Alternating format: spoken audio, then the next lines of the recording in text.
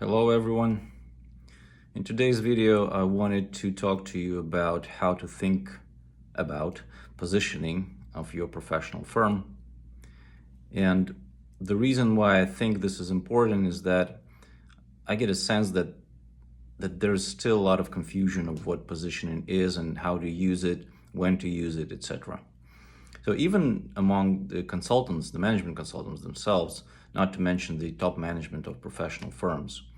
So I've written an article about it, about how to think about positioning recently, and I'll provide a link in the comments to this video.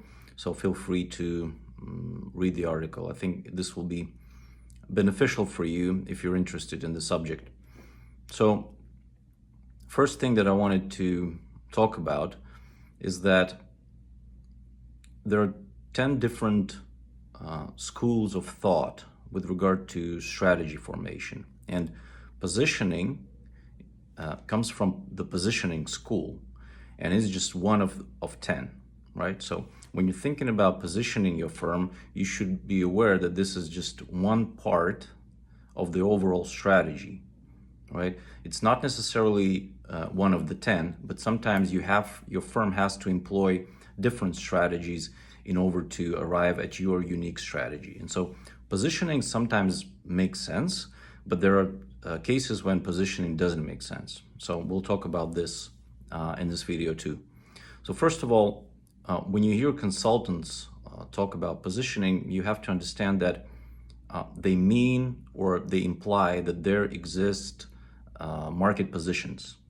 What that means is that the market has to be there, right? So there have to be competitors, and there have to be clients. And clients have to be, well, you should be able to meaningfully define or identify one client type versus another client type. In other words, you should be able to recognize patterns of behavior, and they should be different. Those patterns should be different. This way you can address a specific segment or a niche in a market with regard to your clients.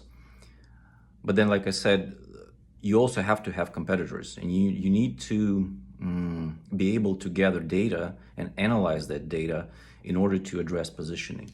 So one of the positioning experts in the market is April Dunford. She does a great job with her positioning of products, if I'm not mistaken, for SaaS companies, right? And so I think she even specifically talks about not taking companies who do not have a certain amount of sales. So let's say early stage startups. She'd probably be reluctant to work with them. And it makes sense, because in order for positioning to work, you have to have information about not only your clients, but also about your competitors.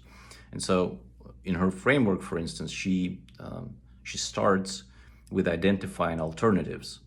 So if you are in a situation where there is no competition, obviously there are no alternatives.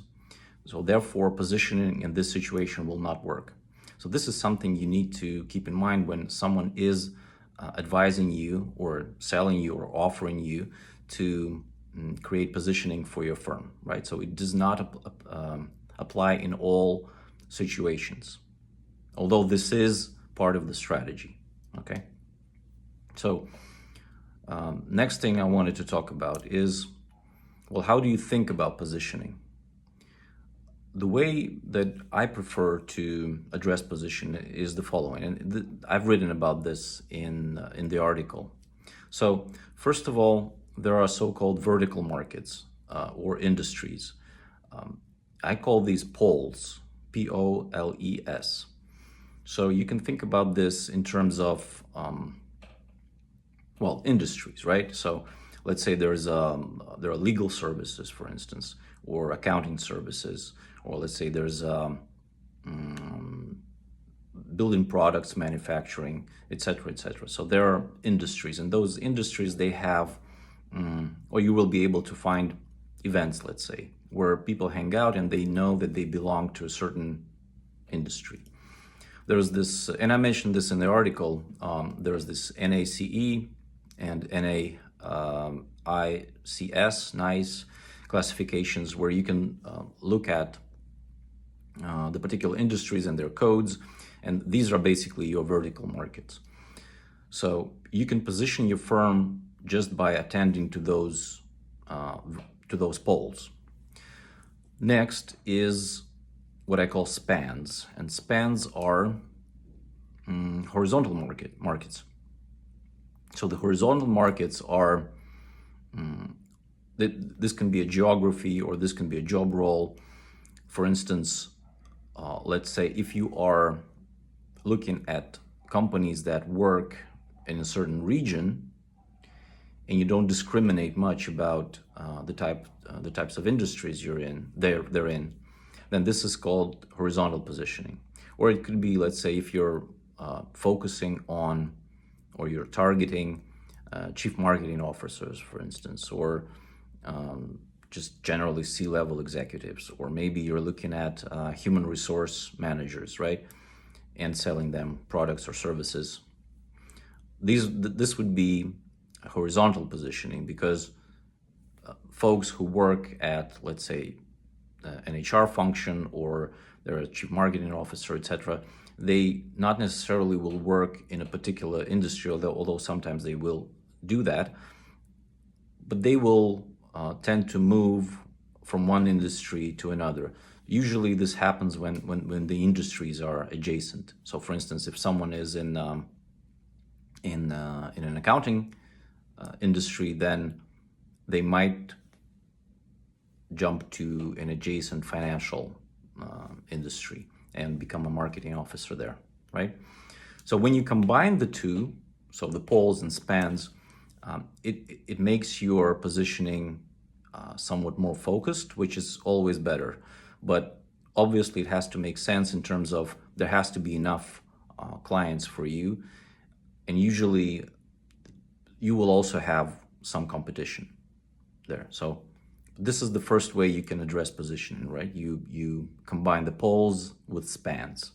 But this isn't necessarily important, because sometimes you may be successful at just focusing on the polls. Sometimes you may be successful in just focusing on the spans. But when you are in a highly competitive markets, then combining the two is preferable, typically. All right, next is the function.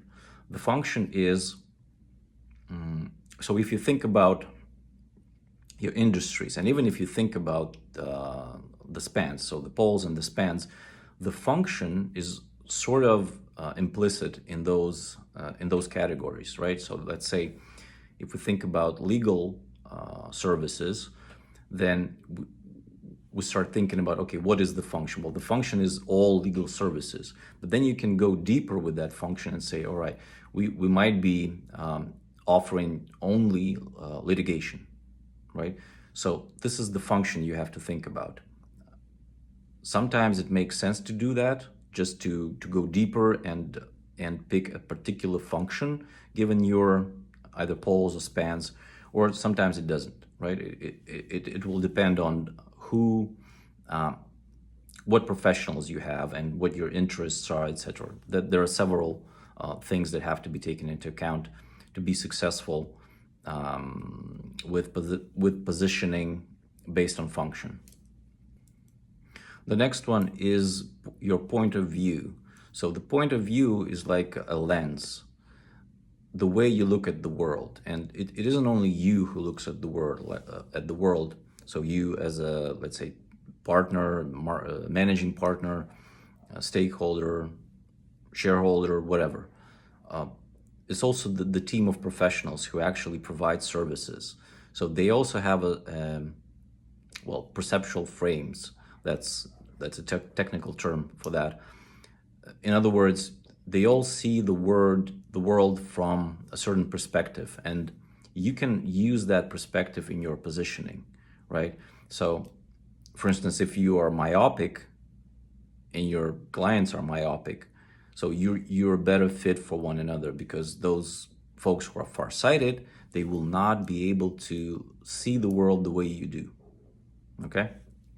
And so the point of view is, well, I'll give you an example of a point of view. So for instance, McDonald's, when they entered, I don't think they had it when they entered, though. I'm not sure. But eventually they created this point of view that fast food companies should have clean toilets, right? And this was part of their strategy, but this was also their point of view. And so the idea here was that when your customers enter your premises, the McDonald's premises, and if they go to a bathroom and they see that it's sparkling clean, then they would infer that all of the things inside the business, particularly the areas where they cook food, is also going to be impeccable. So things will be great, and I'm not worried about sanitary issues, right? So that's the point of view. The point of view, like I said, it's your lens on the world, and in order to substantiate it, you can use, let's say, research, or like, for instance, I have proprietary management models, right? So I use them to see the world in a particular way. No one else does that. Therefore, I am unique. I have a unique perspective on business issues, right? And some of my clients or some of my prospects will not be in favor of my point of view, of my managerial approach, of my consulting approach. And therefore, it's fine. So it's not for everyone. The way you apply your point of view, the way you use your lens, is that inevitably you are alienating some folks, but for other folks, you become more attractive because both of you share the same, well, perceptual frames, if we're using the technical term. And the last one is timing. So timing is also important. So let's say when you're targeting CMOs, and then that's your spans, right? The horizontal markets.